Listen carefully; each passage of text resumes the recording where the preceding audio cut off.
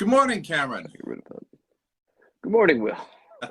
We finally got the kinks worked out. Welcome to Good Hobbit Morning. How is the weather there? Lovely. It's absolutely splendid. It is, I suppose, about 60 degrees Fahrenheit, sunny, warm, warm for springtime. Bastard. The locals are still going around in, parkas and whatnot. But, Yeah, it was. it's lovely. Right now it's about -4 here. We had a major storm yesterday. Got about maybe a foot, something like that, of snow. Whoa. Yeah, it's That's freezing. cold. So cold. -4 Fahrenheit. Yeah, it doesn't ever get that way here. Yeah, no, I remember that. Very balmy in Yeah. Italy. Yeah, well, it's one of those things. I guess you put it up with it here so you can have the nice spring and summer here too in the fall, because all the other seasons. It's true. But it's just the winter that's the most bodacious around here. Mm-hmm. Well, I am looking forward to this. I know we missed earlier from various reasons, and here we are now, and I'm really glad to catch up with you. I've listened a little bit more to the Amon Sewell podcast. I don't know if you've at all. Oh, that's good. Some good things that they were observing there. So Mm-hmm. I want to share that today if that comes up. But we're dealing today with Chapter 2 in The Hobbit, which is roast mutton. And Yes. before we get into that, I wanted to see if there wasn't anything from the last show that maybe we want to follow up on, or questions that maybe came up that we didn't answer at the time or we did research on since, or anything like that. Can you, do you have anything that you wanted to cover in terms of the last show that we had? I don't think that I do. Okay. At least nothing comes to mind. Certainly happy to spend some time on that if you have any. Forgive the visual here as I try and navigate my More technical detail. handheld device, since it won't work on the computer to do this. Yeah. I'm trying to set this up so I don't, lose all feeling in my arm or something just holding it up. But I'll have to shut the window behind me. Right. There goes all the nice sunshine, but yeah, something like that. Halo. You'll have a halo. There we go. Just have Some a halo saint on out of there. old. What you'll be. Yeah. Well, there are two things to pass your way. You might. Backlit like an elf in the films. Right. Exactly. Yes. Right. Okay. To pass your way that you might find interesting that I found out. One was we talked about a little bit about the name of Bilbo. Yes, that's right. That's a good follow-up to start with. Yeah, so we might want to talk about that. And I also found out something about the origins of the names of the dwarves, because we went over the names of the dwarves last time. Mm-hmm. Origins is kind of neat to hear about that. That's right. In terms of the name of Bilbo, first off, when Tolkien, this, when he was first writing his drafts, he thought about naming Bilbo Bingo. And he I'm glad he didn't. He decided against it. And I think his initial thought was to put bingo in there because in British, bingo means something like you hit it right on the head. You got it in one. You nailed it. Right. Bingo. That's Bingo. it. Right. Exactly. And I think that's what he was thinking originally. And then he obviously gave some kind of conscious thought to what the name should be. And so he thought, that's not going to work, and I got to name it something else. And that's when I think he came up with this other name.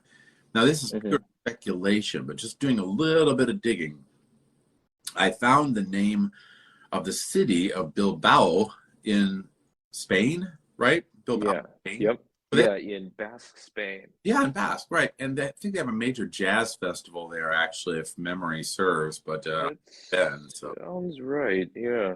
Well, in that Basque language, I found that the name actually seems to be derived originally from two different terms that are brought up by, as it says, writer Esteban Calle Iturino. The name derives from the two settlements that existed on both sides of the river, rather than from the river itself. The first, where the present river is located, would be called Bila, which means stacking in Basque, after the configuration of the buildings. And the second, on the left bank, would be called Vao, Spanish for steam. Wow. And from the you get Bilbao. Mhm. and it's also written Bilbao and Bilbao. Now, I don't know if that's what he was thinking, but if he is steam stacked up high, that would make a lot of sense. It would make a lot of Yep. sense, right? That's where he got the name, because it doesn't. The name Bilbo doesn't appear in any of the Icelandic sagas or any of the Norse myths at all. It's Where nowhere. he gets all these other names from. Yeah, right, right. So this is a very Mm. obscure thing for him to draw from. But if, for lack Mhm. of a better reason for why he named his character Bilbo, that seems to be a pretty good one. I like that one. Steam Yeah. high, which is kind of a description of a human being in general. Steam stacked high. As a full of hot air, that kind of thing. Yeah.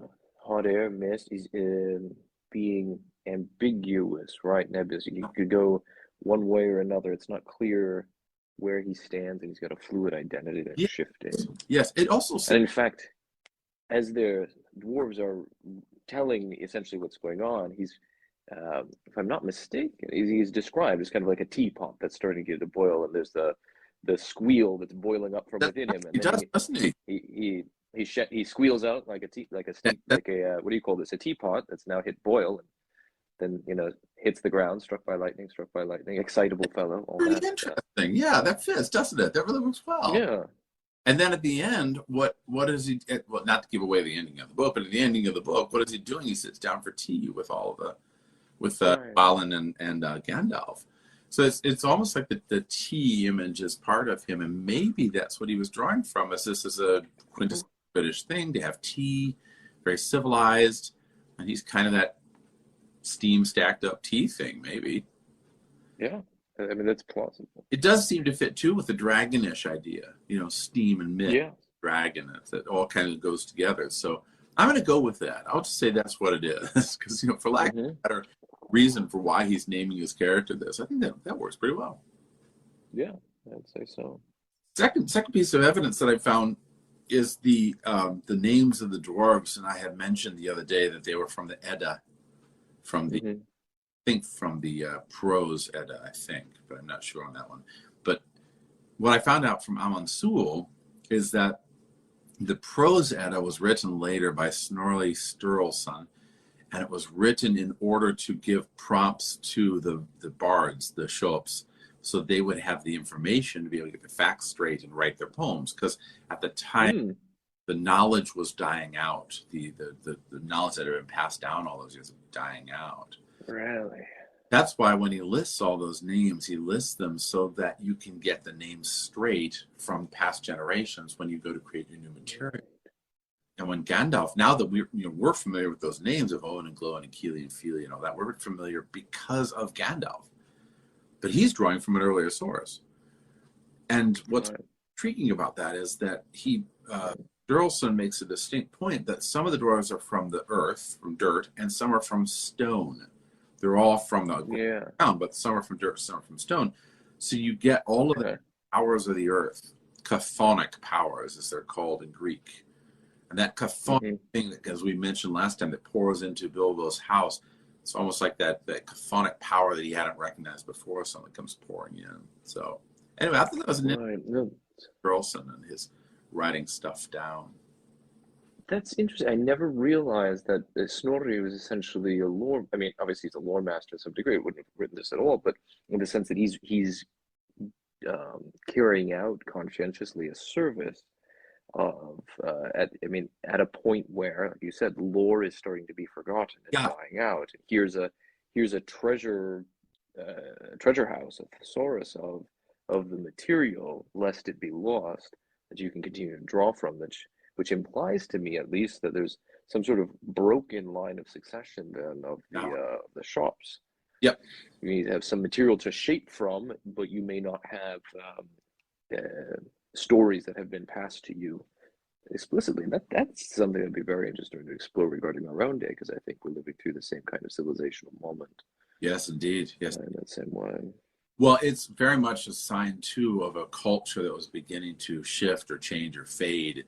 That when you're writing a thing down, especially like that, you're writing it down because it's fading away. The language is fading away, and I admire very much the attempt to preserve it for future generations to use, almost like we don't know whether we're going to live, but humans will live somewhere and they'll pick this up and make something of it, almost like hidden treasure, like in a cave.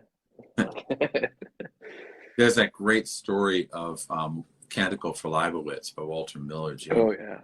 And that image there of the after the deluge and civilization gets torched, and those monks preserve as much as they can in order that future generations can recover. So Right.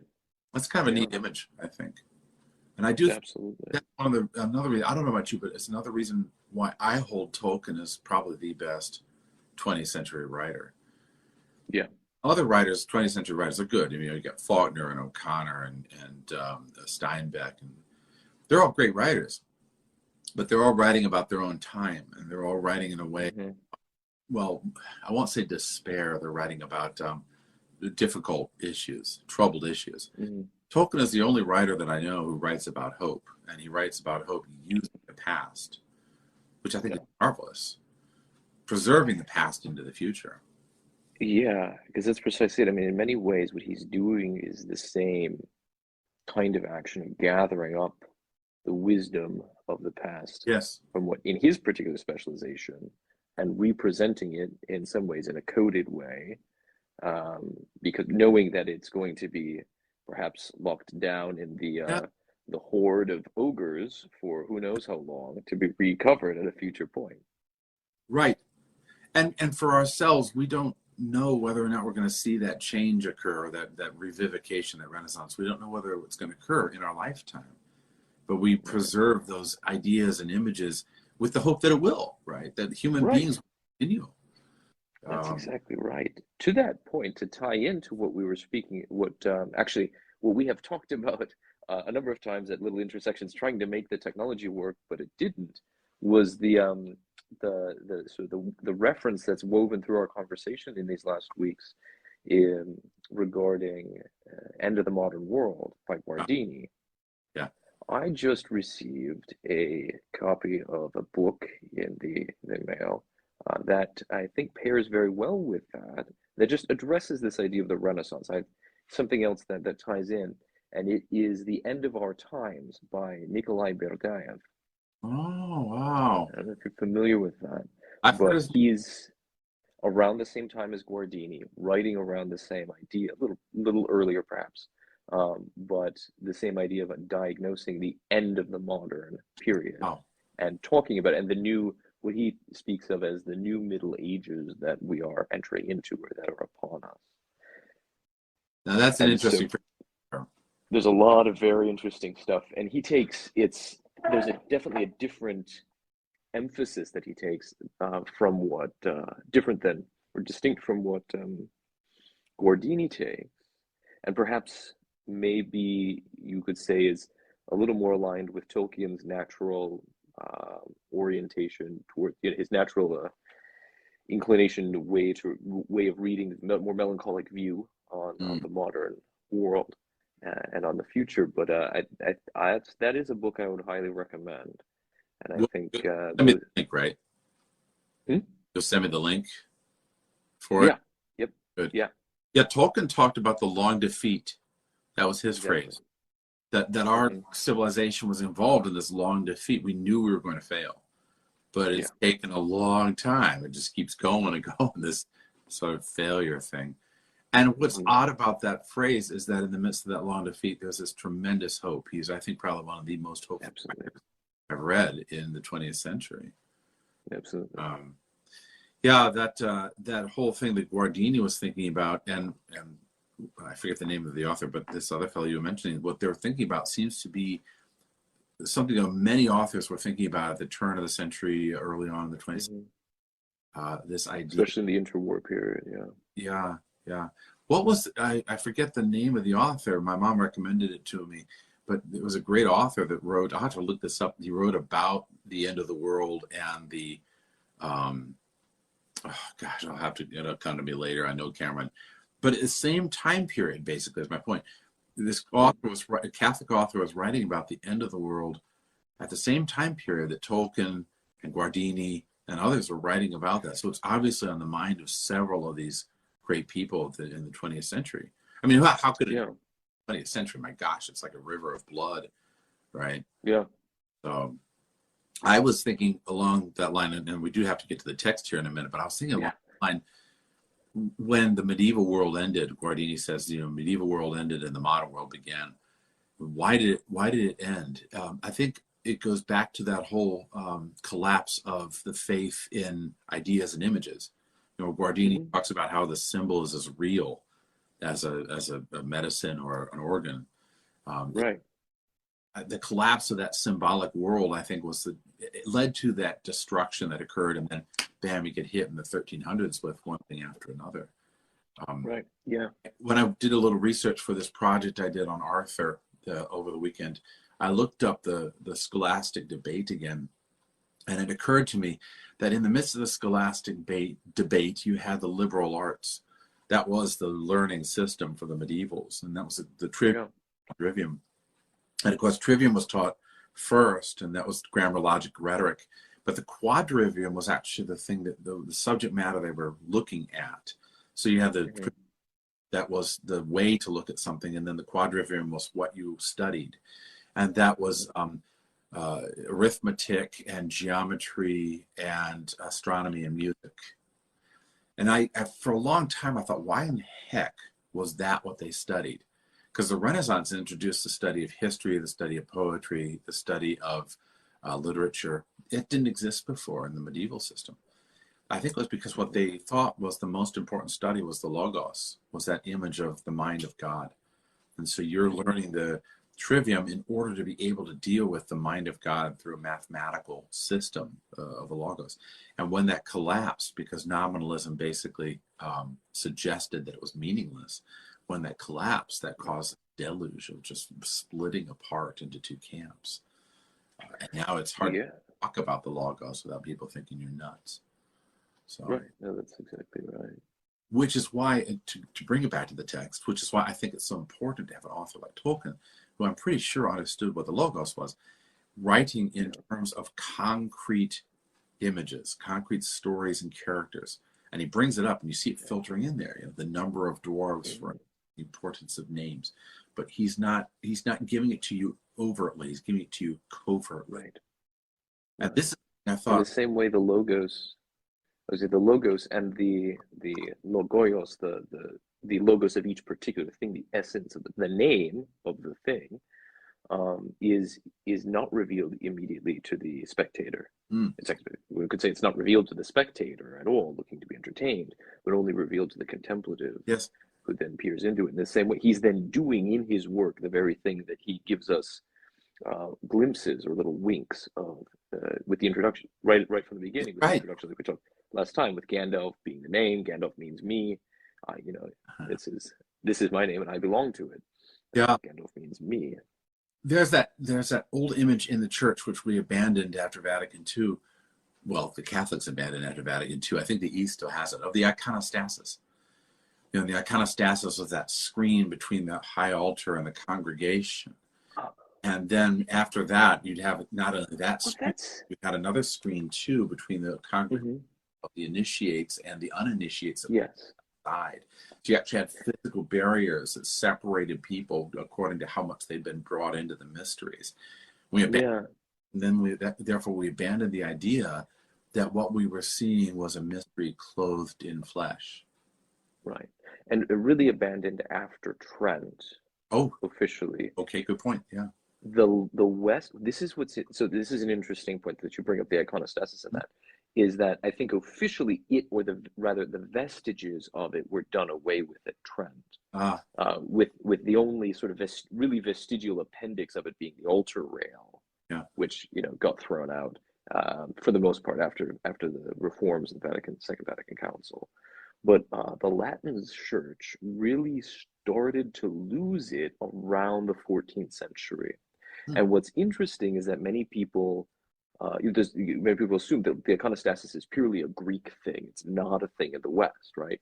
And yet, when you go around town here, not so much this particular town, but the next town over and the one from that, in the central Italy here, you can go to these old churches that have been standing for 1,000 years, and you can see actually where the iconostasis was inserted into the in the nave between the two parts of the sanctuary. That there not only had been a rood screen, like you still see in the old Gothic or Neo-Gothic, even English churches. There was a big thing of reviving that. Ralph Adams Cram and some of the others were Pugin were very much proponents of restoring some sort of screen, like an honest rood screen, not just a bar at the top.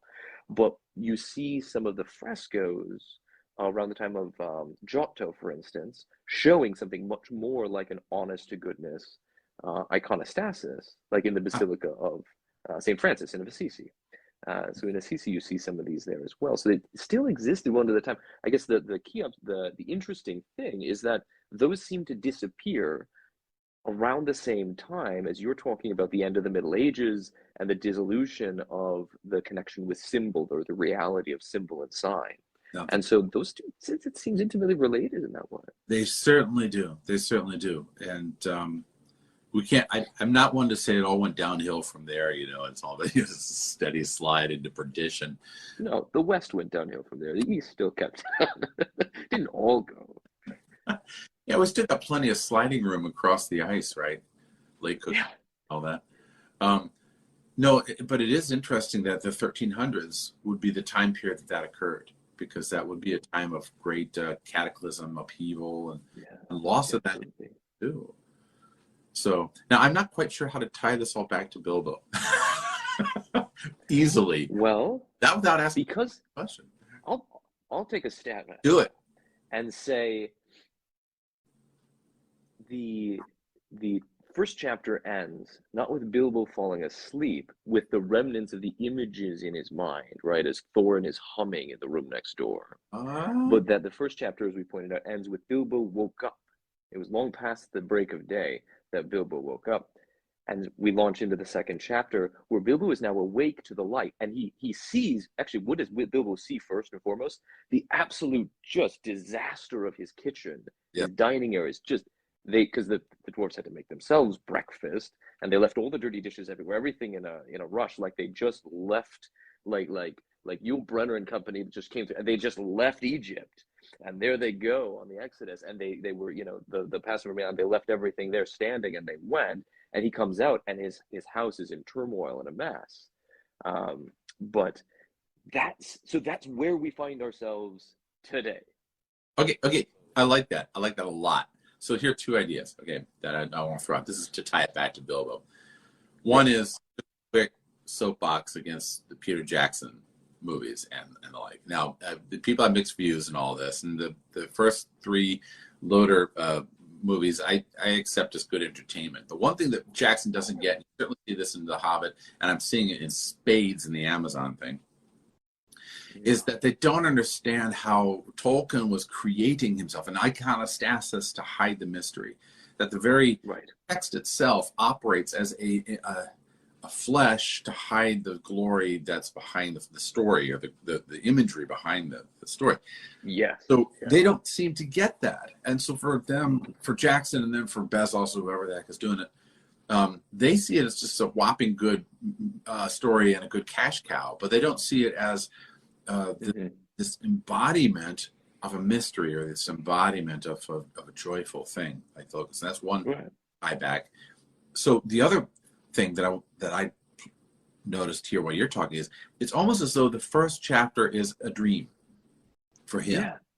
I mean, I know the people at the Alan Sewell are pointing out that when Bilbo first encounters Gandalf, he encounters him as a child would encounter him. His memories are all like childish memories of Gandalf, fireworks and clasp and all this, and it's what children remember about Father Christmas, and he's in that dream world of everything's perfect, everything's mine. It's so like a womb for him, and even those dwarves coming in is kind of dreamlike. You have dreams of people showing up and you have nothing on, like, should I make you a bagel?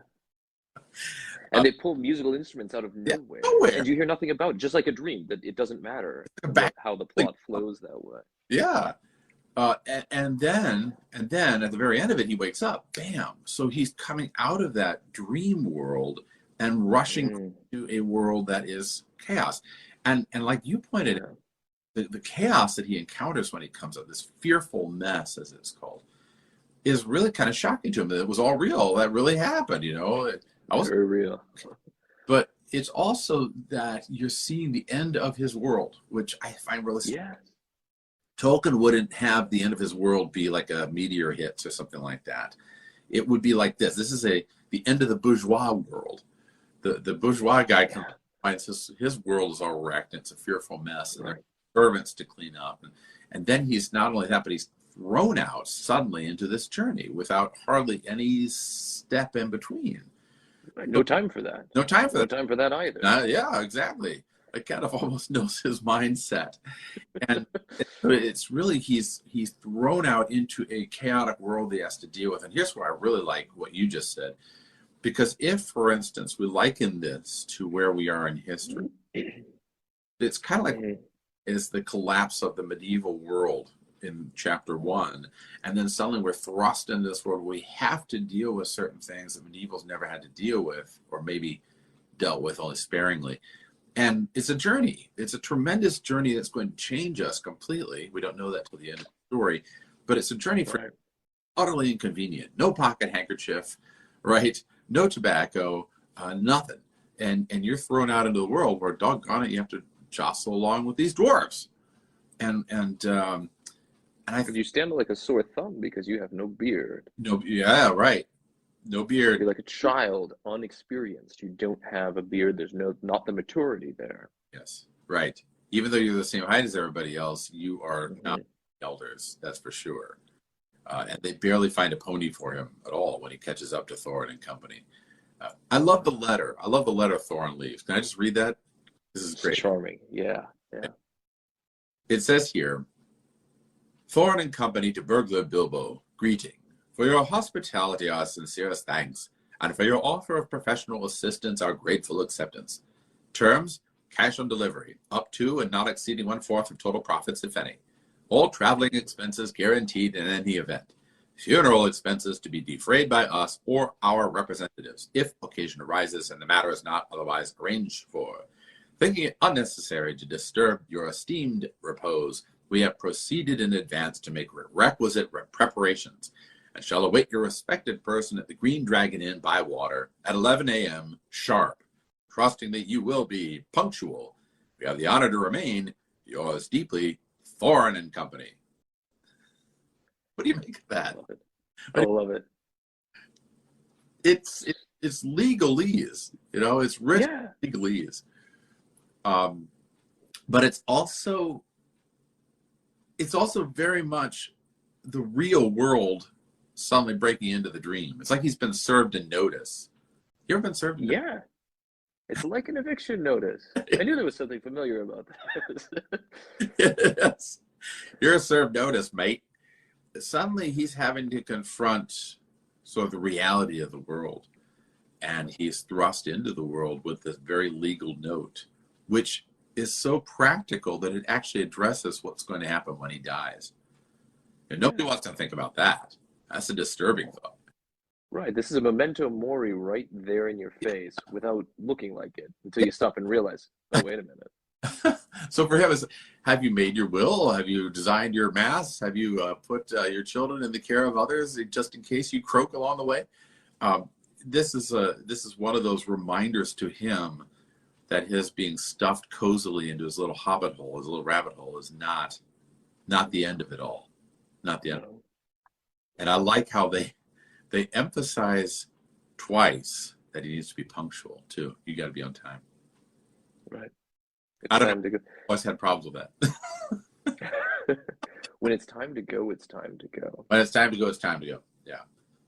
As my great mentor when I was in college was giving a homily once, long after I graduated. He was at the cathedral giving a homily and saying that whatever the gospel reading was, he said that when Jesus calls for obedience, he means obedience right now. And he died the next day. Oh boy. Wow.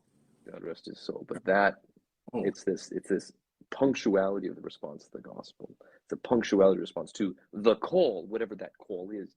Because in a pre-incarnate world, as Tolkien has created, it's the call to adventure. It's the call now to transformation, to go out and become something else. Yeah. It requires this pilgrimage, this journey that he has to go on. Yeah, the call to adventure, the Joseph Campbell phrase. And I like that Joseph Campbell image. I like the image of Joseph Campbell's hero's journey very much, especially concerning this story. The one place I sometimes wonder whether that image falls short is that for Campbell, it's like any call to adventure. For Tolkien, it seems to be it's the call to this adventure. You know, it's the adventure of there and back again, which I've always been struck by that title. Why did he choose that? Why did, for that matter, why did he choose The Hobbit as the title of the story when he goes to publish it? Right. Tolkien, I think it was very, very important. It wasn't just a hero's journey. It was a journey to confront death itself, and then to realize you go on. Life goes on after you confront it. Right. It goes on even after you die. And we'll get to that great scene at the end with Thorin and Bilbo. Yeah. That away yet, but that great image of being able to face our own death and die in such a way that we remain true to what we know to be true. Yeah. That's what Tolkien's talking about. It's not just becoming a hero. No. And it's not in the abstract. It's this, and I think that's what the genius of the title, The Hobbit, is not just Hobbit or Hobbits or on Hobbits. It's this particular Hobbit, right? And so it's this particular adventure for this particular person. Yeah. And he removes it from the abstract and puts it. There's an immediacy, an exigency to this. That this is if I am Bilbo, right? If I'm along the reader entering in, identifying with Bilbo, this is all of a sudden a call to me here now, punctual. And I say, but wait, and it's like, nope, time for that. You know, but no time for that either. And it's just and the reader is like, we're okay. There's this notice, and then there's Gandalf says out the door, and next thing we know, we're running down the road to Bywater, right. And we see the dwarves outside the inn. Right. So to extract from that, I want to say it's a very Western concept, but the fact of the matter is that all of us are insignificant because we're such small creatures in this vast universe, this cosmos of nothingness and dust, and your lifespan being like, nobody's going to remember you after 2 generations and all that. But at the same time, it's all about you. Exactly, which is at the very end of the story where we come back into the same drawing room, and I think Bilbo, after all, you were just a little hobbit after all. No, although you still played, but yet also played the pivotal role in fulfilling these ancient prophecies. Yes, and changed the course of the world. Right. The whole of the gospel, the whole of salvation history is for me. Exactly. Who has 2 thumbs and has to go on a journey to confront death? This guy.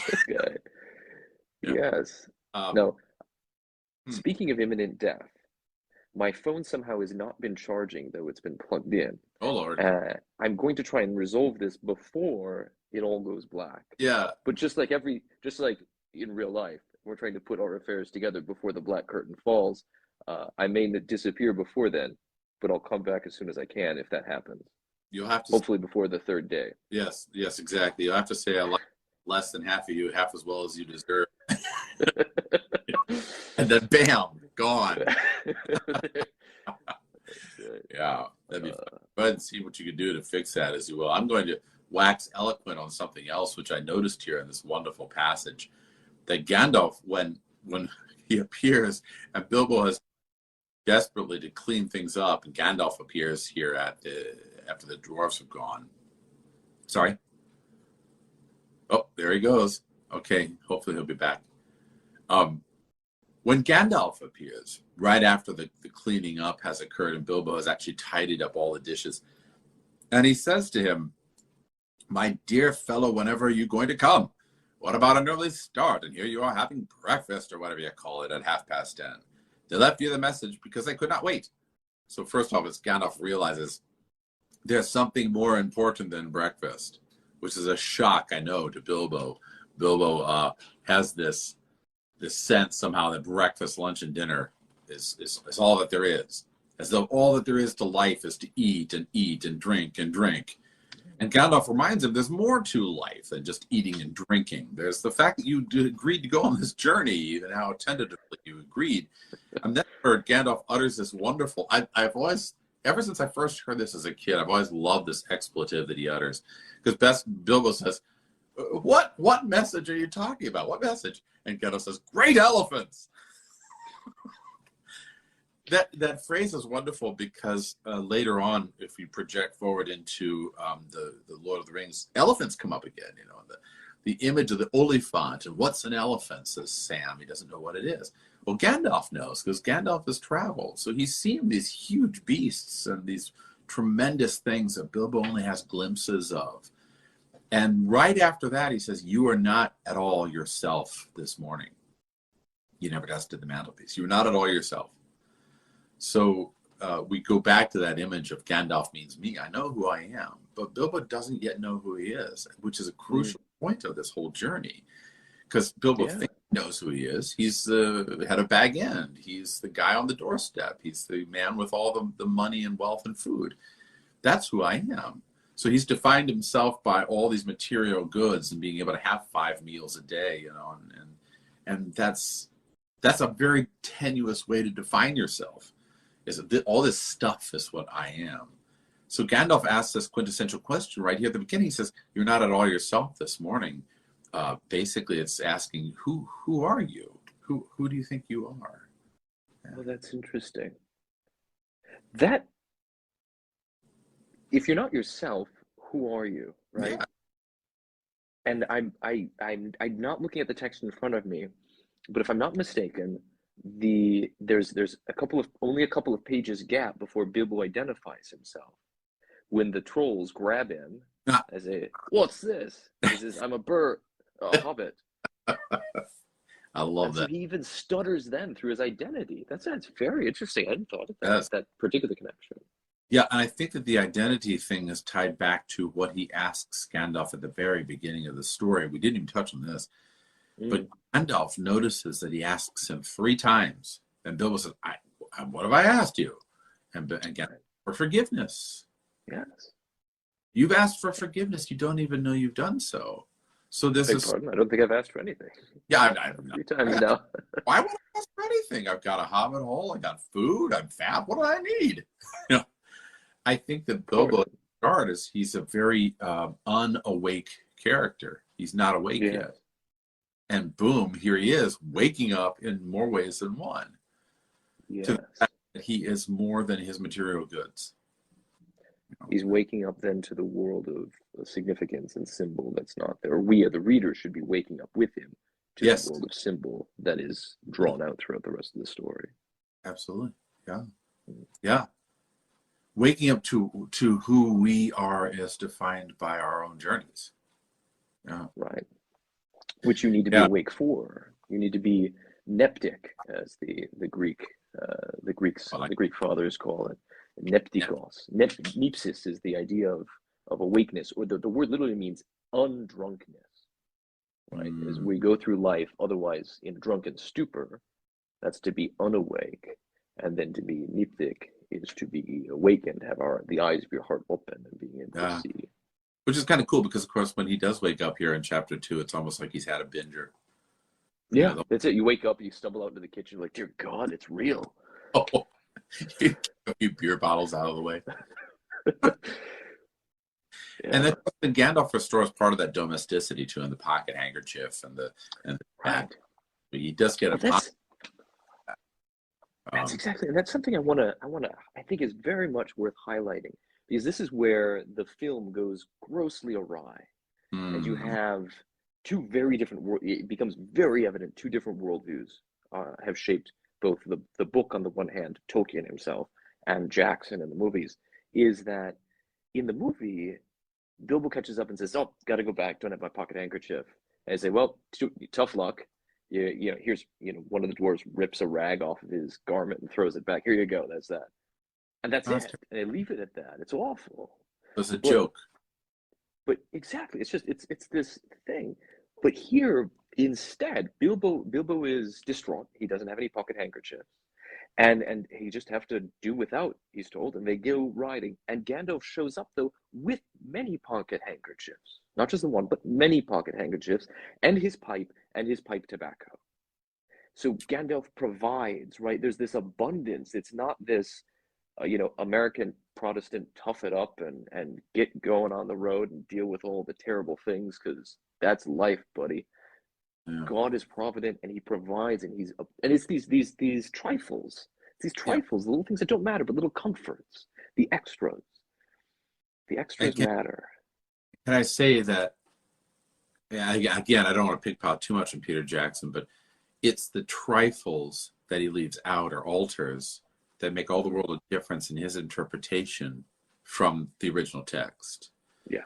Trifle like that, which appears over and over again in this story and in spades in The Lord of the Rings. Yeah. Doesn't really show up in the movies, but it's those little trifles that constantly reinforce the idea that there's a providential nature to the world. Exactly. Yeah. That's exactly right. I like it very much. And I wondered about this, if Bilbo, or if our hero at the beginning is so self-satisfied, as we say, bourgeois, if he's so self-satisfied at the beginning, is he incapable of seeing providence yet? Why would you even need providence? Because you've got all the provender. You've got everything. You need the providence, right? Yeah. Yeah, it's a great. If you have all the provender, what need have you for providence? Flannery O'Connor says in the great story Wise Blood, a man don't need Jesus Christ if he got himself a good car. I love that Southern anymore, which is a common way, it's a Southern Gothic way of saying the same thing. But I really like that image, that throughout the story you've got providence beginning to help Bilbo in times of need. But if there is no time of need, we don't really seem to recognize that there's a providential thing at all. Right. That's interesting, disturbing, and interesting. Yeah. Well, let me ask you this then. Okay,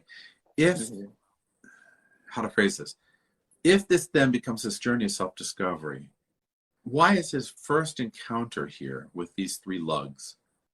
I thought the other day what it would be like to construct a movie version of The Hobbit, but where everything was set in a modern interpretation rather than in that fantasy world of Middle-earth. What would that be like? What would that look like, And I can see some innocent, naive person who's always been suburbia type, who the car breaks down or something in, I don't know, a rough part of Cincinnati, and they're confronted by three thugs.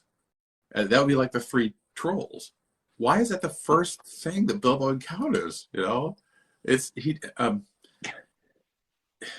find that really interesting. These three London lowlives. Yeah. And he writes them very much like that, right? The dialect, everything, the language, it's that personality. It's if you've been to certain parts of the city, you know exactly these three guys he's talking about. You've seen them. You try not to go down that road, but that's where they are. That's right. Their language, their squabbling, everything. Yeah. It's like watching The Sopranos up close, Right. Yeah. And why would that be the first thing right out of the gate? I mean, Bilbo goes from domestic suburbia to, downtown Cincinnati or whatever it is. Right. Well, it's beautiful because he starts out with as beautiful a May as you could imagine. They get going. And journeys maybe aren't all so dangerous and uncomfortable as he thought, but they could be all, ponies and sunshine. And then the next sentence, and then it was pouring rain and they're trucking through mud. Yeah. And then it just goes from bad to worse. The ponies jump into the river, lose the food in the bag, and now that's all gone. And then these guys chase after this ignis fatuus, this appearance of a fire in a dark woods. Yeah. I say, don't follow it. Come on, guys. You've never read anything. Don't do that. Watch the show. Quick, let's send the ensign up front. He'll. Yeah, and there's that great line to it. Another one of those lines from my childhood that just sticks out, where they're basically trying to light a fire and they can't light a fire. And here's the line. It says, "Not until then did they notice that Gandalf was missing. So far he had come all the way with them, never saying if he was in the adventure or merely keeping them company for a while. He had eaten most, talked most, and laughed most, but now he simply was not there at all. Just when it would have been most useful too," groaned Dory and Nori, who shared the Hobbit's views about regular meals plenty and often. So they can't make a fire, and it's miserable. And Dory and Nori say, "This, we really need a wizard right now. Where's our wizard?" Like, just pull the wizard out of the pocket. This is when I need him. You know. I think it's a great insight again that Tolkien has, where we have this expectation that somehow someone's going to swoop down and save us. You know, this wizard's going to come out of nowhere and fix everything. Yeah, where's the providence now? Yeah, right. Well, yeah, now that we're out of Provender. Right. I can't find a 7-Eleven anywhere. Where's your God now? But there's a very, Right. I remember when I was a youngster in my early 20s, and I went to a camp in Washington, D.C., where I was learning Gregorian chant. And basically one night I set off with 2 other guys to just tool around the city, and they got lost. We got lost in the city. We're driving around. They didn't know how to get back to the campus. I didn't know how to get back to the campus. We're driving around in the dark in Washington, D.C. in some pretty rough neighborhoods. And it was quite an experience. I remember thinking at that time, if we get smoked or if we get attacked, where's my God now? You know, what kind of looking out for me now? Yeah. So very familiar experience to not know whether or not you are protected and to want a wizard to suddenly swoop in. But of course, that's not what the story is about. It's not about the wizard saving them. That would be a story of Superman, you know, super wizard. Right. There's that old canard that's in Lord of the Rings. Was to swoop in and drop the ring into Eradrin, right? That would have ended it all real fast. But that's not that's not the point. No. I mean, never mind the Mordor Air Force that would have stopped Yeah, right. them. Exactly. The Mordor Air Force, the Luftwaffe. Yeah. The screaming Luftwaffe of the Nazgul. They would have just smoked them. But they can't just have this simple solution or this easy solution. Not only because you wouldn't have a story, because you're only in chapter 2, for goodness sakes, but also because that's not what the journey is about. It's not about the wizard swooping in. And that does raise this issue too, Cameron. Why, for instance, are these 12 dwarves also involved in that journey? I mean, they're there for Bilbo, it's true, but they don't have Gandalf swooping in to help them either. You know, Gandalf swoop in to help Bilbo, but he certainly doesn't swoop in to help any of the dwarves. So why would that be? You know, is there a certain element here that we're talking about, the salt of the earth sort of thing, the muscle of human grit, learning to survive in situations? God helps those who help themselves. Is that what we're dealing with here? I don't know. I mean, maybe. I don't know. I mean, I think there's possibly a sense of that. But Gandalf does swoop in and help them actually in the end, right? He rescues them at the right moment. Yeah, only after they found been found by the trolls. Again, the skeptic would say, "Why didn't you come a lot sooner, buddy?" You know. Well, that's what Thorin says. That's precisely it. Exactly. Hey, where were you? And then we learned what? We learned that Gandalf was actually dealing with things on a much greater level, right? And what is his exact response? Is, where did you go? To look ahead, says Gandalf. And Thorin says, well, all right, and what brought you back? What brought you back right in the nick of time then? And Gandalf said, looking behind. But he says, looking ahead. What does the phrase looking ahead literally mean in Latin? Previdentia. Oh, yeah, sure. So providencing. Yeah. Providence. I was looking ahead, because foresight, that's what providence really means, is looking ahead of time. Interesting. So he is acting as the providential figure in this case. Mm-hmm. In fact, it was his absence that was providing for something in part of a much bigger scheme. Right. And as a matter of fact, he's providing for a bigger scheme, which is the salvation, really, if you will, of all of Middle Earth from the necromancer. But it's also providential in the sense that had he been there, he would have provided the fire and protected them from the dwarves. And then what would Bilbo have done? He would have done nothing. What would Bilbo have done? They wouldn't have had the uncomfy experience of the orcs, or the ogres. Trolls, that's what they're called, trolls. It all gets jumbled when you read it in Italian, by the way. It's just not the same. The Mediterranean world doesn't have the creature categories that the Northern world has. But the the trolls, who are also made of the earth, just like dwarves, except they're misshapen from the earth. But had they not gone into the trolls, they wouldn't have found the troll horde. Yes, right. Which includes Glamdring and Orcrist, right? Right. And so they wouldn't have had these two fabulous swords. Yes, or Sting. Right? Which is ever so instrumental at almost every chapter throughout the rest of this tale and The Lord of the Rings. Absolutely. I think also to add to that, because I think you're spot on, but I think to add to it as well, Bilbo has been hired on not as a sightseer for this journey. He's been hired on as a burglar. And that's made very explicit from the start. You're going to be the Gandalf writes it on his door. You're the burglar. Thorn and Company, come along and be prompt. Dear burglar. All right, burgle, go burgle something. Yeah, and then this point they say, it's your turn, burglar. Go do your job. So Bilbo is sort of like, okay, I'm not prepared for this job, but I can probably do it. And he sneaks up there and he grabs the pocket thing out of Tom's pocket or whatever it is. And that's when the alarm system goes off, right? Yeah, right? Whoop, whoop, whoop. Bilbo suddenly realizes, oh my God, this is harder than I thought it was. I thought that's a lot tougher. And that's when he gets captured.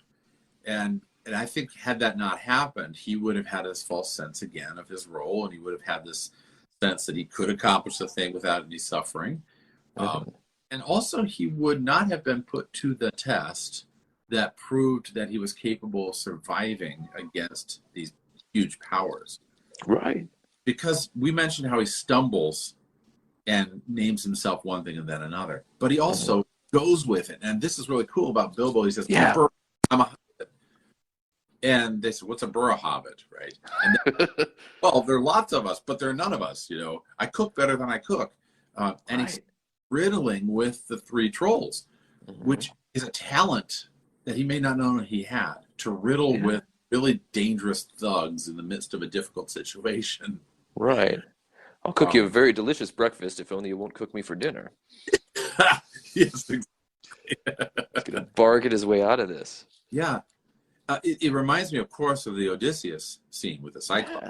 Yeah, Odysseus talks to the Cyclops, and the Cyclops finally says, I'll give you a gift. I'll eat you last. But Odysseus learns how to use that to his advantage, so that, of course, allows him to then make the spy, and he puts the eye out, and he has the plan with the sheep and all that. Same thing here with Bilbo. I think had he not had this kind of confrontation with the trolls, he would not know how good he was at actually riddling. So when he faces Smaug later on, he had no defense. That's right. Because later on he engages in the same kind of banter, only in a different degree. And with somebody who's a much more sophisticated riddler, being a dragon instead of a troll. Yes, right. Because trolls are remarkably dumb. Right. Jericho, I love slow on the uptake, as he says. Not the brightest light in the menorah. Now, here's a question. Why do you think 3 trolls? Do you have any on that one? Because other than some sort of perverse trinity. Yes, perverse trinity. It's like Dante's... It is. Well, the 3 heads of Cerberus, right? I mean... Cerberus, right. Good. Yeah, I like that. And these heads are going to gobble you up. You need to fill them with something, and they fill them with epithets. Ultimately, they're all about to get squashed, minced, or boiled. But Gandalf, the voice, appears, comes out in the darkness, a voice crying out in the darkness, to throw confusion in among the trolls by filling their mouths with smut. Yeah. Right? Just like the only way to get into Hades, to get past Cerberus, the 3-headed dog. You've got to throw the muck into his mouth, and so they're muck slinging at each other. You get the trolls muck slinging at each other is the only way to pass the time until the dawn. And beating each other up and all. Right. I always make the comparison with my students. No artwork is born out of an emptiness, out of a wasteland. It's always born out of a cauldron of other things. I think that Tolkien actually used that term of the poetic cauldron. So all these different images and ideas would have been in Tolkien's head when he was writing. Right. found a Rackham, I think it was an Arthur Rackham block print from the Grimm's Fairy Tales that was published sometime around 1907. Okay. Had a picture in it of the three bears, the Goldilocks and the three bears. Yeah. And the three bears are in the almost the same physical position as Tolkien's three trolls in his block print of the Hobbit. Wow. So is there a connection? It's almost Really? like they one over the other and said this was in Tolkien's mind and he's making a parallel. Goldilocks comes in to get some porridge from them. Yes. And that, of course, leads me to a whole excursus with my students, which I'm sure they love because they love hearing me talk about everything. Right. I'm just so erudite.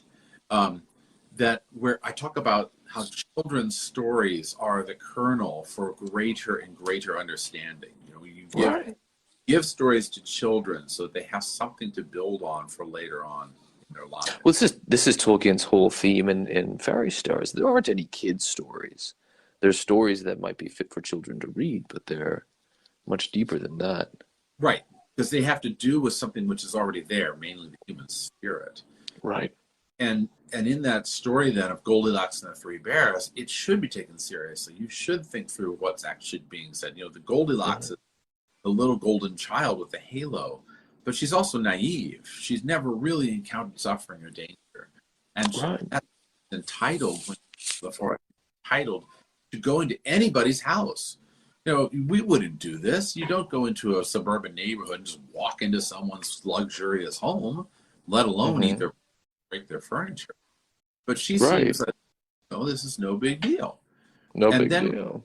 And then when the spirits that inhabit that house, the chthonians, if you will, or the protean spirits come and see, she's terrified. She's terrified of them.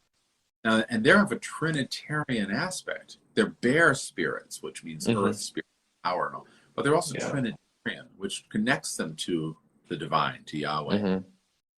So when she sees Yahweh for the first time, you could say the Trinity for the first time, she's terrified.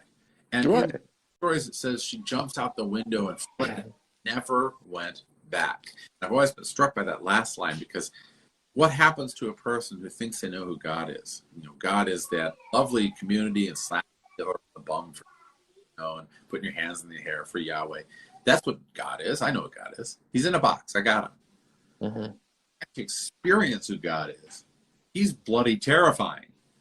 You know, the real experience of the divine almost always is accompanied with fear not. Right. Or Charlton Heston turning white-haired after being up there on the mountain. You know? Right. And I wonder if that's not what Goldilocks and the Three Bears is talking about. It's talking about that experience with the divine, which is so terrifying that you are suddenly put in a position of either going back there and facing that fear again, or never going back to the reality, always being satisfied instead with the sort of, again, bourgeois religion, bourgeois God. Right. Here, it encounters the same thing. Yeah. He does, and he's in the wild. Yeah, right. This is really his first experience of the wild. They're just about to come to the last homely house. That means you've now crossed the threshold, or you're on the threshold of the real wild, and this is danger. There's the encounter, and the wild, the wilderness, or the desertum in Latin, the desert, which is where the Hebrews encounter God, is in the desert. In fact, that's as my understanding is that, at least as the ancient Hebrew word for desert, is essentially the place where we encounter God, is in the wild. And we tend to think, in modern English, we think of a desert as this thing out. It means sand. There's dunes, right? We've got a picture of desert. But desert means the deserted place, the wild place, the place of untamed things. We remember that the early monastic fathers went out to the desert to do battle with the spirits of the desert, right? The demons. If you've seen any of these icons of like the Temptation of Saint Anthony, where he's beset by these Hieronymus Bosch-worthy creatures, we have an encounter with something like this, where that's the trolls. That's the trolls. And I like seeing even in some modern iterations where they get that movie Into the West and Into the Wild, and there's another called Wild, which is I forget the actress's name, but she hikes up this trail in order to try and escape from her own demons. But the sense is that you go out into the wilderness and you do experience the divine simply through the deprivation and suffering. Our concept of nature being nice and placid and caring for us, which is a creation of the 19th century, really, the Romantic, is an illusion. And anybody who's done real camping or any real roughing it knows. You wake up on a cold day and there's no fire and no food. Guess what? You got to make it, buddy. You know. That's right. When bear comes into your camp. Guess what? You know, you got trouble. It's nature bloody tooth and claw rather than nature sweet. So here you're right. Bilbo's in the wasteland where he encounters the Trinity around a fire, no less. Of course, I love that. You know, the image of the eternal fire, and it's there that he gets caught by them. You know, they are a version of the Trinity, but they're still. This is going to sound weird. Dante's Satan is a perversion of the Trinity, but he's still the Trinity. Right. Still the Trinity.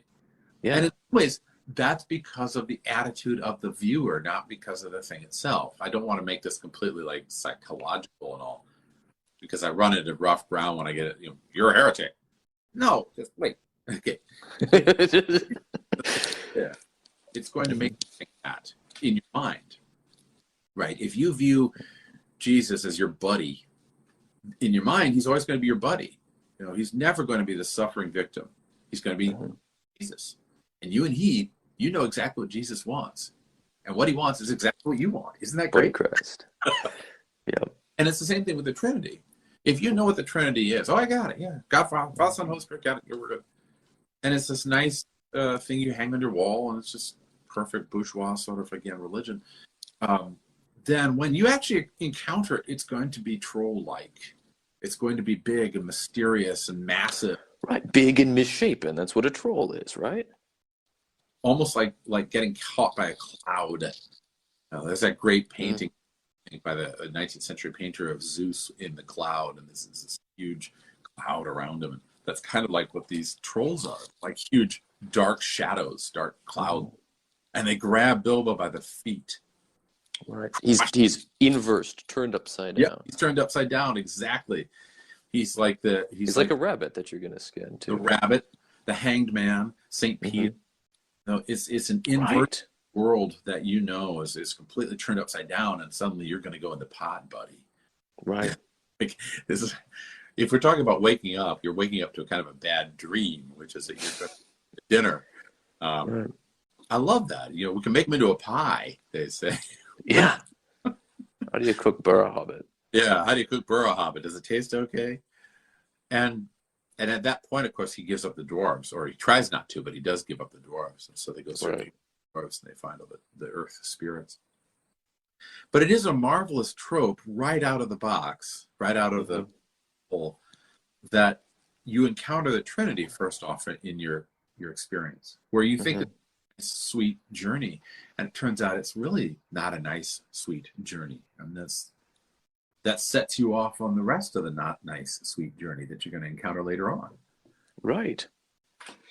And this is all from following a mirage, essentially, right? There was the path, and they follow a light off the path. Ultimately, they end up making the same mistake in Mirkwood. I was going to say, it's a parallel to Mirkwood, right? Exactly. Yeah. In the midst of their suffering, they go towards a light that's a mirage, and it ends up being something that is deadly, lethal. Right. Could I just read the dialogue after they catch him? Because I love this. Yeah. Yeah. Oh, that's where Bilbo puts his hand in the pocket of Tom. Oh no, it's Bill. It's Bill. Bill the troll. Yeah. Then Bilbo plucked up courage and put his little hand in William's enormous pocket. There was a purse in it as big as a bag to Bilbo. But he, warming to his new work as he lifted it out carefully. This is a beginning. It was. So immediately, like, that's your good boy, right? So Bilbo's like, this is gonna be so great. I'm gonna be a good burglar. Look at me. And immediately he's like, yeah, well, he was right. It's a beginning. It was something. It was. Trolls' purses are the mischief, and this was no exception. Yeah, who are you? It squeaked as it left the pocket, and William turned round at once and grabbed Bilbo by the neck before he could duck behind the tree. Blimey, Bert, look what I've caught, said William. What is it? Said the others. Come up. Lummy if I knows. What are you? Bilbo Baggins, a burrow, a hobbit, said Bilbo, shaking all over and wondering how to make owl noises before they throttled him. Because he's supposed to hoot once like a screech owl and twice like a barn owl or something like that. He doesn't know how to hoot like any owl at all. Oh gosh! And then that turns into the riddle, right? A burrow hobbit, said they, a bit startled, because they've not met this before. They've never met a burrow hobbit. So what is it? That's an interesting little thing that happens again in Lord of the Rings. Exactly. They don't know what a hobbit is. Yes. And specifically this, because the trolls are a perversion. They're Melchior twisted Ents to make trolls, right? And so when an Ent picks up Pippin and Merry, also turning them around, grabbing them, says, now what are you? They say, we're hobbits. He's like, I've never heard of a hobbit before. Yeah. And the same thing, too, with Sauron. Sauron doesn't recognize that threat. Right. Know much about him at all. Yeah. These little people with furry feet. So we get a glimpse even early on here of what later develops in the Lord of the Rings story. And as he says, the trolls are slow in the uptake and mighty suspicious about anything new to them. What's a burrow hobbit got to do with me bucket anyways? And can you cook them? Said Tom. You can try, said Bert, picking up a skewer. They're marvelous comedy. You know, you see the Mo and Larry and Curly, you know, and massive. I'd skewer. He would make above a mouthful, said William, who had already had a fine supper. Not when he was skinned and boned. Perhaps there are more like him round about. We might make a pie, said Bert. Here, you. Any more you're sort of sneaking in these here woods, you nasty little rabbit, said he, looking at the hobbit's furry feet, and picked him up by the toes and shook him. Now, this is the point I kind of wanted to emphasize in this whole dialogue. Yeah. They think he's a burrow hobbit at first, but then what does Bert call him? He calls him what the thing that he most closely associates with, the thing he knows, which is a rabbit. Right, some sort of rabbit. And so he's, you know, rabbits are like, for them, are like little hors d'oeuvres, you know, little rabbit, piece of rabbit. And he calls him a rabbit.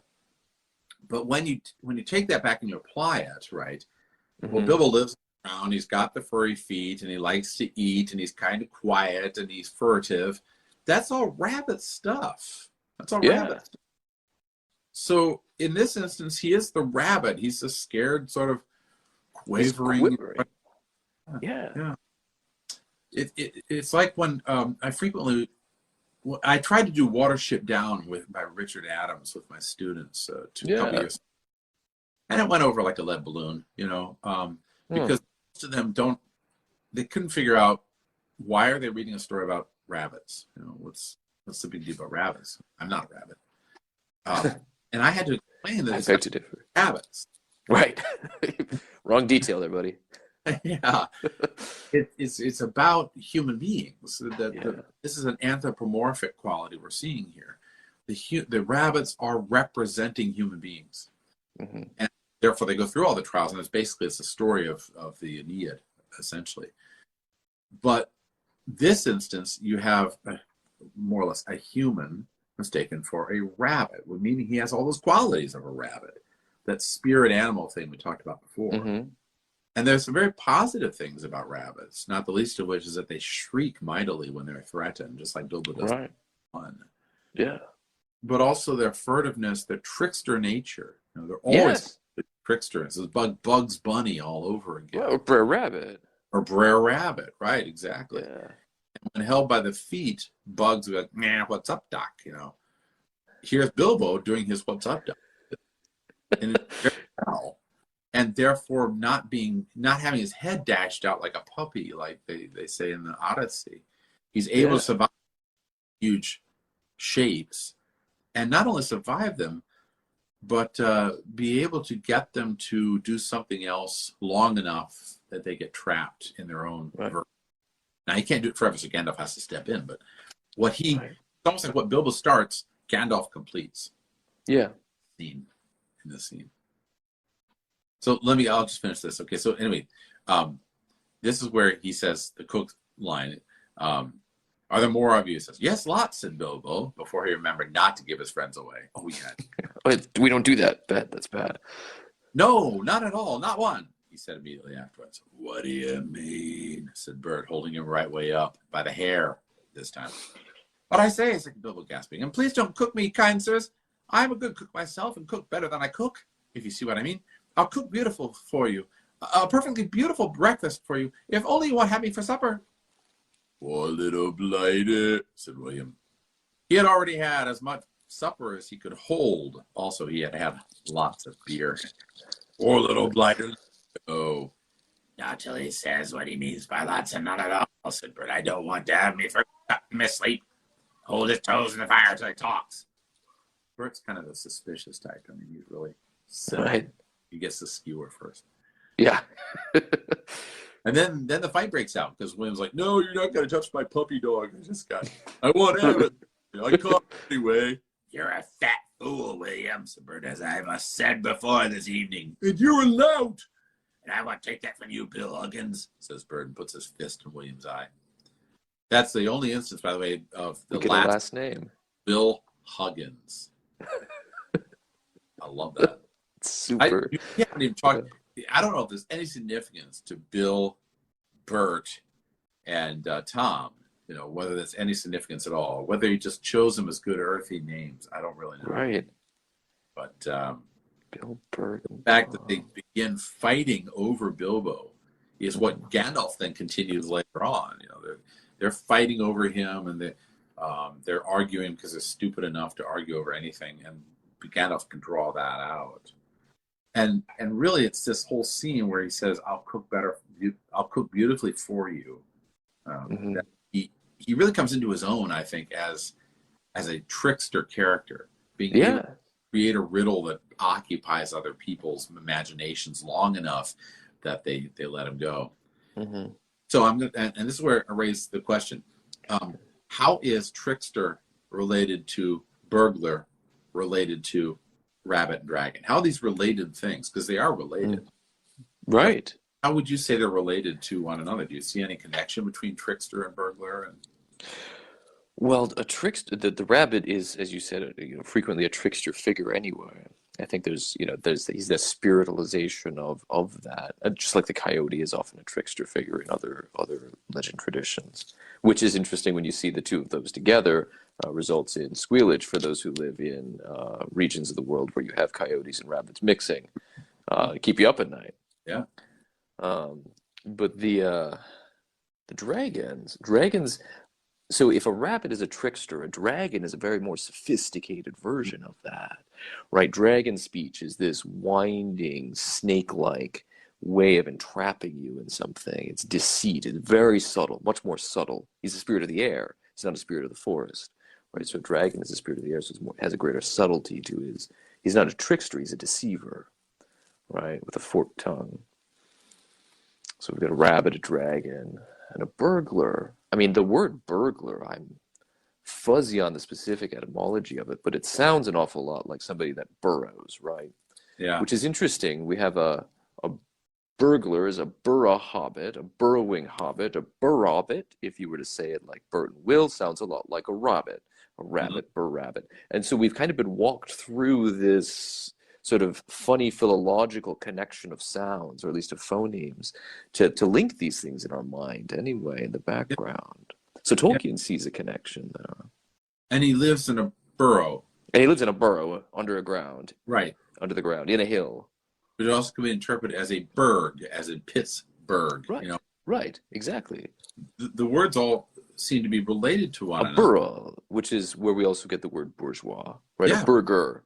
A burger, in the French version of that, is the bourgeois, the one who lives in a borough, a town, a hilltop place that's nice and comfy and self-contained. That's really cool. I wonder, because I don't know the origins of this, I wonder if burglar isn't connected to burg, because if you're not in a burg, you'd have no one to burgle. That's right. I mean, that's very true. You know? Yeah. Now, a robber, a thief, all these kinds of things is different, but a burglar specifically. Yeah. You have to burgle people in the burg. to be a burglar. Right. Otherwise, it's not burglary. It's just theft or highway robbery. Right. Yeah. But you burgle means you break and you enter, right? That's Right. burglary. Exactly. And so here he is breaking and entering into William's pocketbook. But the dragon seems to be something of a burglar himself in that degree, in that he breaks into the dwarves' home and he takes their stuff. And he's still there, just Still, like the little bear says, you know? this is what is it, Night of the Hunter or something like that? That movie, the guy that breaks into the home and won't get out. Or like Monty Woolley, the man who came to dinner, he comes and stays for weeks on it. It is a bit like that he takes over this gold, doesn't ever leave. You know, it's an interesting point. Sorry, it's an interesting point. Yeah. The Edda, the dwarves are described as worms in the soil. Soil. Interesting. Where they emerge, and the Smaug is also described as a worm or a magnet character. Right. Yeah, I mean, I think, and later on we would discuss at length, but the connection between the dragon as a sort of a totemistic spiritual element, spirit, right, of some sort, and the dwarves, and this overlay. The dwarves dug deep, they found the Arkenstone. In a way, they became dragonish, right? And then the dragon comes and supplants them and takes their place. Essentially, there's a transformation of the dwarves of the mountain into the dragon, right? Yeah. In terms of at the mythic level. We'll get to that later. But working back from that, just that haunting image of what you just said about the burglar who comes into the house and doesn't leave is precisely Bilbo's predicament later in the halls of Thranduil.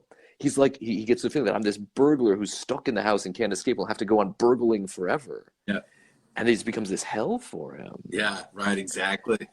So, like with all of that in the future background, here we have his first attempt, his beginning at burgling, which isn't even proper burgling because they're out in the open.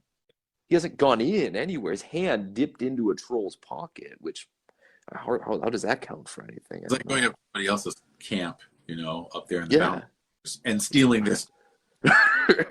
Which, if you've ever done that, I mean, what is your problem, dude? Yes, that's which actually makes you more like a bear if you think about it. Because that's precisely what a bear does when I'm camping in the Boundary Waters and somebody comes in to try and snatch my sack that's hanging on the tree. Right. Well, no, I'm just thinking because later on we do have a bear figure where we do his home by twos so as not to scare him, in the same way that the dwarves had to come in by twos to Bilbo's home. Parallel. Yes, so as not to get thrown out, just like Bilbo would have done if they all showed up at once. Right. And in that same, and later just as they're approaching the bear's house later on, the other side of the mountains, after having come through the tomb and out again, there's also the connection with the rabbit. Yeah.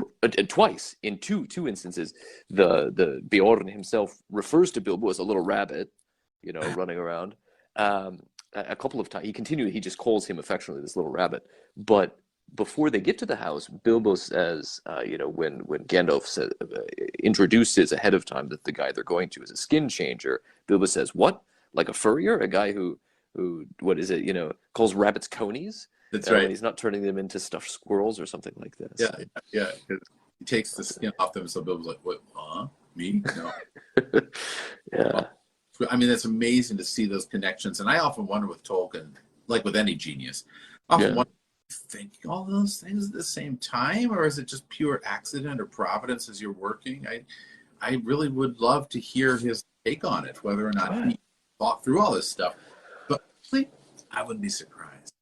No, I mean, he's thinking of this, but he's also said in reference to his own work, to these works, and in a general sense, that not everything that that comes out sort of sacramentally, the sacramentality of the work itself, he refers to as being also the product of something bigger than himself, right? The author, the art creator, as a sub-creation, this act of sub-creation is this idea that Tolkien really kind of coins, is that you're participating in something higher, in a higher order, so that it's actually you're co-authoring with God this world of the story, Yes. And so there's things that he, the artist himself, doesn't see until he's done it and sees that there's a greater hand at work in the literature beyond his own.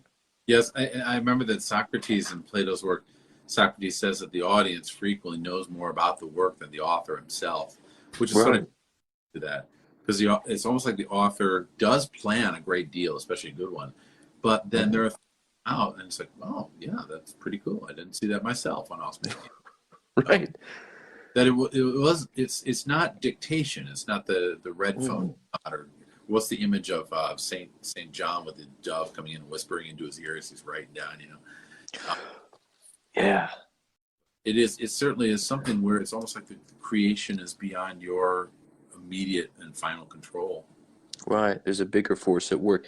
In some ways, Tolkien, you were meant to write this. I Yes. don't know any other way of putting it. As Gandalf talks about later on with Frodo about the ring. Bilbo was meant to find the ring, and thus you were meant to have it. I don't know how more plainly to put it. Yes. Right. It's almost like there's a God. I don't know. Almost. Yeah. Pervading everything. Yeah. I want to go back just for a second to something Mm-hmm. you brought up earlier, which is the dwarves digging the gold out of the ground. Yeah. Speak about this, but the whole journey is set off. It's set off by Gandalf, who's the catalyst. I mean, he's the messenger. But it's set off even before that. And it's set off because the dwarves have escaped from mining coal in the ground. Mm-hmm. And they have talked amongst themselves. They've even, I mean, you could say that they've played music together. They're a band, it's like Benny Goodman. And during that time, they've all come to the conclusion that their father's gold is something they need to get back. Right. And so they go back to get it, and then it causes a whole journey. That's why this whole thing is taking place. Right. But none of them have yet reckoned with the awfulness that drove them out of Lonely Mountain in the first place. There's always been a weak point in their plans. Exactly. How are you going to get in there, buddy? There's this dragon there, and the dragon came because of the gold. He was drawn to it. Right. And we see, again, not to project too far forward, but we see the same thing in Moria. They dig to in mining Mithril. Right. Yeah. Balrog comes because of the mining. Right.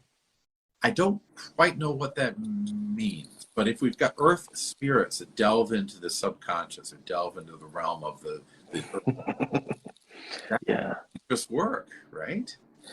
And what we see in a small way in not the next chapter, but the one after, where they end up in the goblin lair, is that in a haphazard and accidental bourgeois flopping rabbit sort of way, Bilbo does precisely the same thing. He goes down to the root of the mountain, discovers a piece of gold, the ring, which awakens this ghoulish monster who eventually makes his way out again. And that sets the scene in motion for Lord of the Rings. And Gollum is now, shadowing him.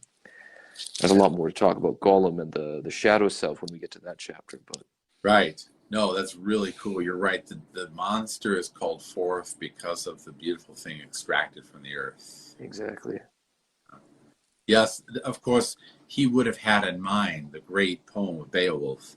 And Grendel, Grendel Gang, that he comes off the moor because the singing and the cheer and the drinking that happened in this golden hall.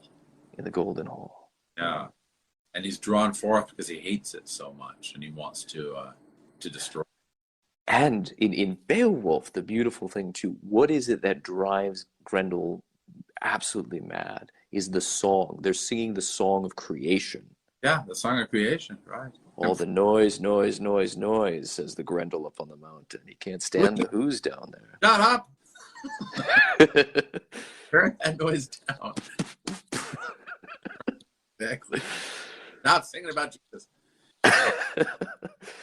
It's amazing that those monsters, those creatures out of darkness, come up, digs too deeply. And I've often thought, I may be wrong on this, but at least one aspect of it may be, when we start asking questions, we get great wealth from the answers.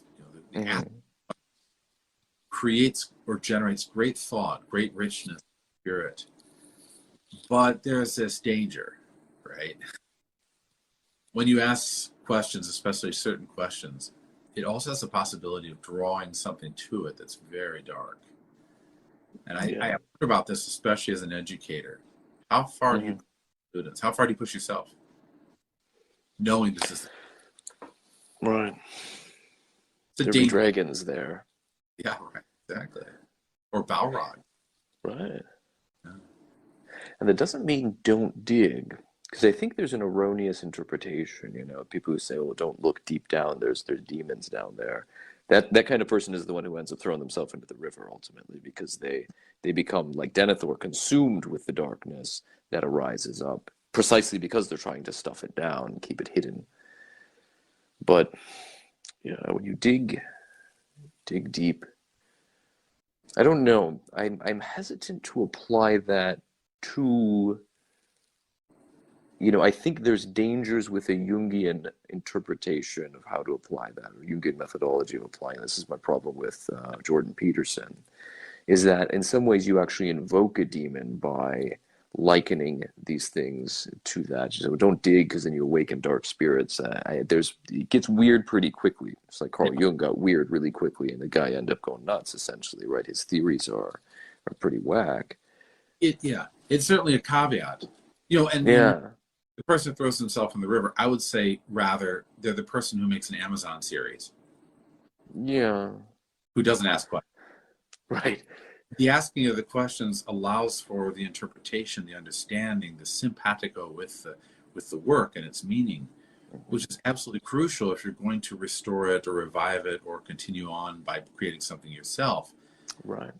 But you're right. There's also that danger, even in likening it to Jungian thought, of awakening something which is not nice, not pleasant at all. So it's kind of between a rock and a hard place in a way. That on the one hand, if you don't ask the questions, you end up with Amazon, the Lord of the Lords, or Rings of the Rings, or whatever it is. Right. Power of the power. If you do ask questions, then you end up with the possibility of awakening something that's very dangerous. Right. And perhaps this is the key, just like that which falls out of Bert's pocket or Bill's pocket or whomever, is that the key is instead of sort of a Jungian delving into the subconscious where you might awaken a dragon or Balrog, is the key is in a cross shape, and that is you have to be willing to undergo the death and resurrection cycle. Yeah. And this is why, they're faced with, they're already in the bag. The dwarves got body bags on them already. and the trolls are about so in some ways they've entered into a womb-like state, and they're eventually released out with the dawn after the trolls are turned to stone, and Bilbo comes out of the bush, out of the wild in that way too, he's been himself suspended between heaven and earth in a shrubbery. Yes, right. And so like Absalom or something, he's been caught by the hair in a shrubbery. Or you could even say Odin who's tied to the tree, And so he's died, and so all of them in some ways there's a mimicry. It's laid out as a mimicry of death. It's not meant to be understood as a literal death, like what Bilbo will later. It's much more suggestive later on when he encounters Gollum. The much more deeper, richer symbolism of a more explicit connection with death. But here, though, in even these smaller episodes, there's a death and resurrection. So you can delve down into the dark, but that you undergo the death in order to rise again. In fact, what is the secret? That is the secret way of defeating a Balrog. The only way to defeat a Balrog that we've ever seen in any of the literature, is to die with the Balrog and so be born again. Gandalf does it because Glorfindel did it back in the Silmarillion when they came and they stormed Gondolin, which is where these swords came from that they're about to discover in the second chapter here. Is that the connection with Gondolin is that Balrog can be defeated when you allow yourself to submit to this. You can enter into the darkness to die and be born again into the light of the dawn. rather than merely uncovering the darkness and then running like hell hoping you make it. Because you won't. Yeah. That's really good. I like that very much. And of course that comes with the rising of the sun, just like the resurrection, the new day. Exactly. And then afterwards they haul out the treasure, which is a mini dragon treasure. In fact, at the end of the story, if I remember right, Bilbo doesn't take home half of the amount of treasure he gets from the dragon hoard because he knows, I've already got all this treasure from the troll. Yeah, we buried it by the riverside there. Right. So you've got this mini dragon treasure they haul out, and it's quite the cache. It's something which not only allows him to live in extreme comfort later on and his nephews, but also allows him to have that sword that provides for him during the course of the rest of this journey. So he's able to survive future problems, future difficulties. It gives him the luminous blade, the luminous sword that then allows him to do everything he needs to do. Yeah. To cut himself free from the bonds of darkness that bind him up in Mirkwood. Yeah, which is a great image too. We'll get that later on down the road. So we end the chapter, okay, the very last. And this is Gandalf's commentary on the whole thing. Yeah. Because Gandalf says, we're going to Rivendell. And Bilbo's like, well, where's that? He's ready. Shut up. And Gandalf says, don't interrupt. Right? Yeah. You'll get there in a few days now if we're lucky and find out all about it. As I was saying, I met two of Elrond's people. They were hurrying along for fear of the trolls. It was they who told me that 3 of them had come down from the mountains and settled in the woods not far from the road. They had frightened everyone away from the district, and they waylaid strangers. I love it, too, because Gandalf is not just afraid that the trolls have come down. It's like he knows if trolls have come down, my guys are going to encounter them. It's going to happen, Yeah. Maybe Murphy's Law or something. I don't know what. Whatever the case, that's what draws him back. And then I immediately had a feeling that I was wanted back. Looking behind, I saw a fire in the distance and made for it. So now you know. Please be more careful next time, or we shall never get anywhere. Thank you, said Thorin. Thanks. The end of the chapter. I love that. Just be more careful, right? I don't have to save you every single time. Right. I mean, as a teacher and a dean, you can appreciate this. We've had this conversation countless, infinite number of times. Well, and I want to just elevate even more than that. I often find, it says don't put God to the test. I get that, but there are times when it's like you find one thing after another is happening, and I wonder if it's God up there being like, oh, again. You do want looking after. What is it with the problems? Come on, can't you solve anything? It's such a great way that Providence is working in this story, which again, I necessarily be as critical as all that, but you don't get that in the movies. You don't get that sense of humor, this whimsy almost. Right. It's everything's so damn serious all the time. Yeah. And, here you get Gandalf being like, all right, shut up, I'm talking. Okay, really? Great. Yeah. Great ending to a very comical and also serious chapter.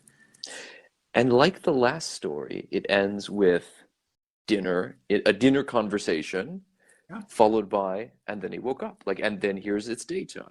Right, that's right. Sort of like the night came and day followed the second day. In 30 days of creation, I suppose you could say, instead of 7 in this case, if it happened. I did notice that when I was teaching it last time, that it does seem to have that pattern of ending in a day or on a day with some feasting of some sort. Very similar to what happens in the Odyssey, where you have the dawn and darkness ending section.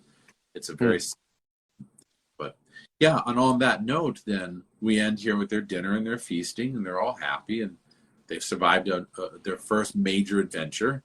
And go off to meet the next adventure. Right? Yeah. Which is an adventure in some ways, you could say more of it's an adventure more of the intellect and encountering a really big brain. Because here's where they go. I think this is the next one is Rivendell, where they go and they meet with Elrond. Yes. And the title of the chapter, do you have that in front of you? What is that? A short rest. A short rest. It's like intermission. Here we are, a short rest. Brief intermission. And yet there's going to be danger in the sense that they are going to be meeting one of the most ancient elves who's seen the very dawn of the ring problem. Right. He was there. Yeah. So, but we'll get to that. We'll get to that. All right. Until next time. Until next time, it's a good place to end. So, Cameron, I thank you very much. And Thank you, Will. I will. How does it go? Fare thee well wherever you fare. And may your journeys bear you to your Erie's, or the winds bear you to your Erie's end. That's what sounds right. And the response is, oh goodness, I'm going to have to memorize this, about your wings carry you to where the moon sails and the sun walks, or something. Oh, that sounds great. It's really good, yeah. That. All right, we got a couple weeks to work on that one until we get to that chapter. But I'll learn my lines at some point. All right. Thank you, Cameron. Thank you, Will. Hobbit morning, All right, it's been great. Have a good